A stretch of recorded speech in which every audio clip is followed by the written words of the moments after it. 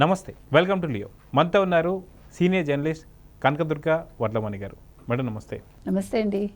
Why not 175 అంటూ YS Jaganmohan Reddy గారు ఒక ప్రముఖ మీడియా ఛానల్కి ఇంటర్వ్యూ ఇస్తూ why not Rajini, why not Kuppam, why not Mangalagiri, why not Pithapuram, why not Hindupuram అని చెప్పేసి అన్నారు. మొత్తానికి ఇప్పుడు జెడ్పీటీసీకి సంబంధించిన కాళ్ళు పట్టుకునే పరిస్థితికి వచ్చేసింది వైసీపీ అంటున్నారు. సో 175 నుంచి జెడ్పీటీసీకి రావడాన్ని ఎలా చూడాలంటారు? ఆయన చెప్పిన దేవుడి స్క్రిప్ట్ ఇదే. జగన్మోహన్ రెడ్డి గారు ఎలక్షన్స్ ముందు చాలాసార్లు దేవుడి స్క్రిప్ట్ అన్నారు కదా. సో ఇప్పుడు మరోసారి దేవుడి స్క్రిప్ట్ని గుర్తు చేసుకోవాల్సిన అవసరం జగన్మోహన్ రెడ్డికి వచ్చింది. అంటే దేవుడి స్క్రిప్ట్ ఎలా ఉంటుంది అంటే, మనం దేవుడిని నమ్మాము అనుకుంటే సరిపోదు. మీరు ఏ దేవుడిని నమ్మారు, ఎలా నమ్మారు, ఏ దేవుడిని మీరు మోసం చేశారు, మీ గుండెల మీద మీరు చేసుకుని చూసుకుంటే మీరు చేసిన మోసానికి ప్రతిఫలం ఇలా ఉంటుంది. మీరు ఒక కల్తీ లడ్డు చేశారు, దేవుడితోటి ఆడుకున్నారు, వెంకటేశ్వర స్వామితో, మహామహులే ఎగిరిపోయారు. కాబట్టి ఆ కల్తీ లడ్డు ప్రభావం ఎలా ఉంది? ఇలా ఉంది. మీరు కొండ మీద 400 పైగా క్రిస్టియన్స్ని ఉద్యోగస్తులుగా ఉంచారు, ఆ ప్రభావం ఇలా ఉంది. ముంతాజ్ హోటల్కి మీరు 20 ఎకరాలు టీటీడీ వాళ్ళది తిరుపతిలో అలిపిరి దగ్గర స్వామివారి పాదాల చెంత కేటాయించారు, దాని ప్రభావం ఇది. ఇట్లా మీరు చెప్పుకుంటూ వెళ్తే ఆయన స్వయంకృతాపరాధాలు ఏంటి? ఆయన హిందువునని మారానన్నాడు, మళ్ళా క్రిస్టియన్ అన్నాడు, మళ్ళా మొన్న ఇటీవల కాలంలో బొట్టు పెట్టుకున్నాడు. అంటే ఒక డిక్లరేషన్ ఇవ్వలేదు తిరుమలలో. భార్యతో వెళ్లకుండా ఆయన పట్టు వస్త్రాలు సమర్పించారు. అంటే మీరు అనొచ్చు, ఏంటి బెదిరిస్తున్నారా మీరు? లేదు, మీరేంటి ఇలా చెప్తారని మీరు అనొచ్చు. నేను అనేది ఏంటంటే, ఏ మతమైనా ఎవరి నమ్మకాలు వాళ్ళకు ఉంటాయి. ఇప్పుడు మీరు ఒక చద్దరు ఇచ్చేటప్పుడు ఏ రకంగా ఇస్తారు? మీకు ఒక రుమాలు కడతారు కదా, రుమాలు కట్టుకునే మీరు చద్దరిస్తారు కదా.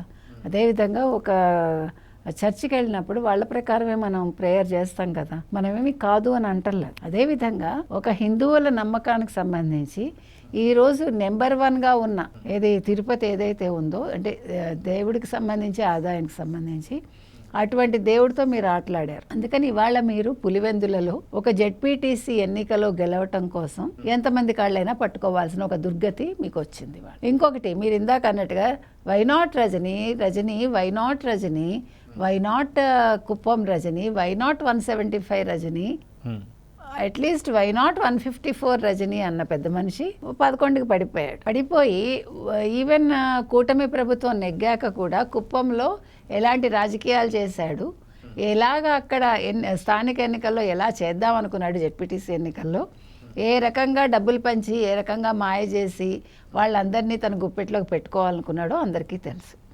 కానీ ఇవాళ నువ్వు చేసిన చీప్ ట్రిక్స్ ఏవి కూడా తెలుగుదేశం కూటమి పులివెందుల్లో చేయడం లేదు. నెంబర్ 1. నెంబర్ 2 ఏంటంటే, ఇవాళ అవినాష్ రెడ్డి ఎందుకు భయపడదు? అసలు ఒక నామినేషన్ వేయడానికి కానీ, ఒక ఏజెంట్ని పెట్టడానికి కానీ తెలుగుదేశానికి ఎప్పుడూ అనుమతి ఇవ్వని మీరు ఈ రోజు ప్రజాస్వామ్యం అక్కడ నడుస్తోంది అంటే మీరు ఎందుకు భయపడుతున్నారు? పోలీసులు వాళ్ళ పని వాళ్ళు చేస్తూ ఉంటే, పోలీసులు మా మాట వింటలేదు అని మీరు ఇవాళ ఒక గవర్నర్ దగ్గరికి వెళ్లాల్సిన ఆవశ్యకత ఎందుకు వచ్చింది? అంటే దాని అర్థం ఏంటి అంటే, సక్రమంగా అక్కడ ఉండేసరికి మీ ఆటలు సాగట్లా. ఇవాళ 12 మంది నామినేషన్లు వేయగలిగారు అంటే ఇవాళ పులివెందుల నిజంగా ఊపిరి పీల్చుకుంటుంది. ఇవాళ పులివెందుల ప్రజలు చాలా ప్రజాస్వామ్యయుతంగా వాళ్ళు ఎన్నికల్లో వాళ్ళు ఓటు వేయబోతున్నారు. కాబట్టి మీరు ఇది జీర్ణించుకోలేకపోతున్నారు.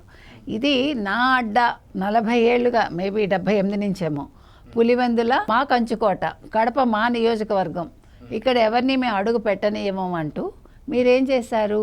రకరకాలుగా మీరు రాజకీయంగా మీరు ఎత్తుగడలేసి ఎవరిని రానివ్వకుండా చేసి అరాచకంగా మీరు గెలుస్తూ వచ్చారు. అంటే ఒక ఏజెంట్ని కూడా పెట్టనివ్వని మీ చేత మీ మెడలు వంచి మీరు, అంటే అప్పటికి ఇంకా మీరు ఓడిపోక ముందే బీటెక్ రవి లాంటి వ్యక్తి అక్కడ ఏజెంట్లు పెట్టాడు అన్ని చోట్ల. అది మొదటి విజయం. రెండో విజయం, కడపలో తెలుగుదేశం చాలా సీట్లు గెలుచుకోవడం, 7 ఎన్నో, అది రెండో విజయం. మూడో విజయం, ముఖ్యమైన విజయం ఏంటంటే ఇప్పుడు రాబోతున్న విజయం, పులివెందులలో తెలుగుదేశం జెండా రెపరెపలాడబోతోంది. ఇప్పుడు ఇంకొక ముఖ్యమైన విషయం ఏంటంటే, మీరు పప్పు అన్న ఎవరు ఈరోజు ఒక విద్యాశాఖ, ఒక ఐటీ శాఖ నిర్వహిస్తూ తనేంటో ప్రూవ్ చేసుకున్న మంగళగిరి ఎమ్మెల్యేగా ఉన్న ఒక లోకేష్ గారు 90,000 పైచిలకు మెజార్టీతో నెగ్గారు. అదేవిధంగా పవన్ కళ్యాణ్, ఆయన భార్యలను అన్నారు మీరు, ఆయన పిల్లలను అనిపించారు మీ వాళ్ళ చేత, వైసీపీ వాళ్ళు, ముఖ్యంగా జగన్మోహన్ రెడ్డి. ఆయన ప్రతి సభలోనూ ముందు కుటుంబాన్ని కించపరచటమే లక్ష్యంగా చేసుకుని ఈయన ఒక వార్డు మెంబర్కి తక్కువ ఇంకా దేనికో ఎక్కువ అన్న మీకు కాదు, నేను 200% స్ట్రైక్ రేట్ తెచ్చుకోగలను తెచ్చుకుని ఆయన 21 out of 21 తెచ్చుకుని పిఠాపురంలో మంచి మెజారిటీతో నెగ్గారు ఆయన. కానీ ఇదే జగన్మోహన్ రెడ్డి వై నాట్ 175 అన్న జగన్మోహన్ రెడ్డి పులివెందులలో 60,000 ఓట్ల మెజారిటీతో మాత్రమే నెగ్గారు. అంటే లక్షల్లో రావాల్సిన ఓట్లు 60,000కి ఎందుకు పడిపోయాయి జగన్మోహన్ రెడ్డి? పులివెందుల్లో నీ ఆధిపత్యం ఏ రకంగా పడిపోయింది అనేది నీ కళ్ళ ముందే చూసాం. అయితే అదిగా మనం చూస్తే 2026 మార్చి నాటికల్లా మున్సిపల్ ఎలక్షన్స్ కూడా రాబోతున్నాయి. వాస్తవానికి జెడ్పీటీసీ ఎన్నికలు ఏవైతే ఉన్నాయో ఇవన్నీ కూడా ఖచ్చితంగా వాటిపైన రిఫ్లెక్ట్ అవుతాయి.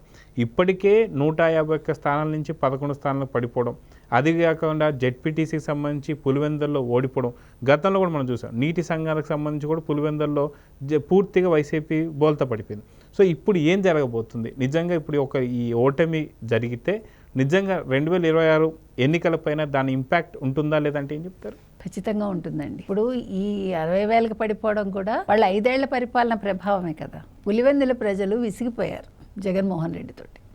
అందుకే అంటే ఇంకా కొద్దిగా ప్రేమ ఉంటుంది కాబట్టి 60,000 మెజారిటీ వచ్చింది. కానీ ఇప్పుడు కనుక జెడ్పీటీసీ ఓడిపోతే దీని ప్రభావం ఖచ్చితంగా స్థానిక ఎన్నికల మీద ఉంటుంది. నిన్న సునీత గారు ఏమన్నారు? 2019 మార్చి 15 జరిగిన మా నాన్నగారి హత్య రోజు జరిగిన ఆ ఇన్సిడెంట్స్ కావచ్చు, అలాంటి భయానక వాతావరణం ఇవాళ నేను పులివెందుల్లో చూస్తున్నాను, నాకు భయం వేస్తోంది అంది ఆవిడ నిన్న. అంటే ఎందుకన్నారు అంటే మళ్ళా వీళ్ళు ఏదో చేస్తారు అంటే పులివెందుల్లో నెగ్గడం కోసం వీళ్ళు ఎలాంటి స్కెచ్ వేస్తున్నారు, ఎవరిని బలి చేయబోతున్నారు అనేది ఇక్కడ ఒక పెద్ద క్వశ్చన్ మార్క్.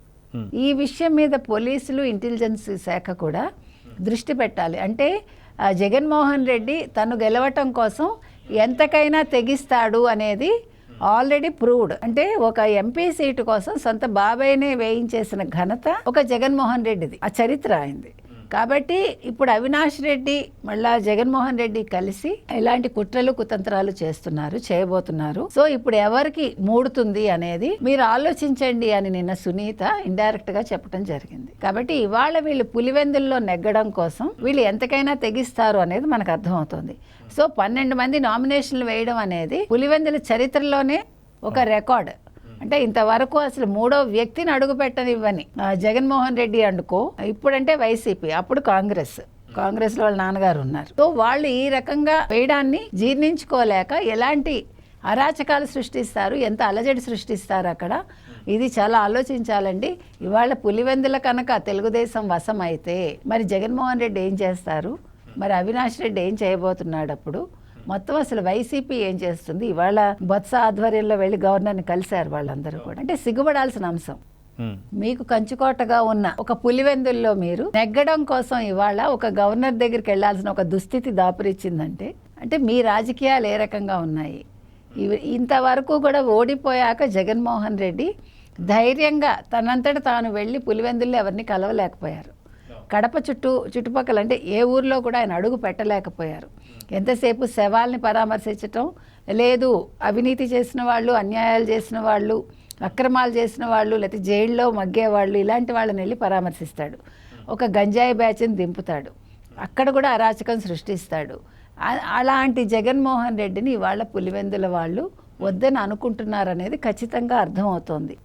ఇది అర్థమయ్యాకే వీళ్ళు ఇన్ని రకాలుగా వీళ్ళు కొత్త కొత్త విషయాలని కూడా తెర మీదగా తీసుకొస్తూ పోలీసులు మా మాట వింటలేదు, పోలీసులు ఇవాళ జగన్మోహన్ రెడ్డి మాట వింటలే ఖచ్చితంగా, అలాగని కూటమి మాట వింటలేదు. వాళ్ళు వింటున్నది ఎవరి మాట? వాళ్ళ మాట వాళ్ళు వింటున్నారు, వాళ్ళ డ్యూటీ వాళ్ళు చేస్తున్నారు. కాబట్టి అది తట్టుకోలేక ఇవాళ జగన్మోహన్ రెడ్డి కానీ అవినాష్ రెడ్డి కానీ అది జీర్ణించుకోలేకపోతున్నారు. మీరు మాకు ఎదురు చెప్తారా, మా కాళ్ళ దగ్గర మీరు పడి ఉండాల్సిన వాళ్ళు అని ఒక ధోరణితోటి ఇవాళ వాళ్ళు పోలీసుల మీద కూడా కంప్లైంట్ ఇవ్వటం జరిగింది గవర్నర్కి. హైకోర్టు కూడా వెళ్తున్నారని తెలుస్తోంది. ఏది ఏవైనా ఒక చిన్న జెడ్పీటీసీ ఎన్నికకి ఇవాళ జగన్మోహన్ రెడ్డి ఎందరి కాళ్ళు పట్టుకోవాల్సి వస్తుంది, ఎంతమంది దగ్గర దేవరించాల్సి వస్తుంది. ఇది కలలో కూడా ఊహించుండడు. నా వల్లే ఈ పార్టీ, నేను పెట్టిందే ఈ వైసీపీ, నాకు ఇంత మెజార్టీ వచ్చింది, నాకు ఇంత ప్రజాదరణ ఉంది అని విర్రవీగిన జగన్మోహన్ రెడ్డికి ఇవాళ మొత్తం ఆ బలుపు దిగిపోయి ఇవాళ ప్రజల కోసం ఆయన అంటే జెడ్పీటీసీలో నెగ్గడం కోసం ఆయన ఇవాళ ఎన్ని రకాలుగానైనా దిగజారుతున్నాడు, దిగొస్తున్నాడు, ఎంతమందినైనా ఆయన వేడుకుంటున్నాడు.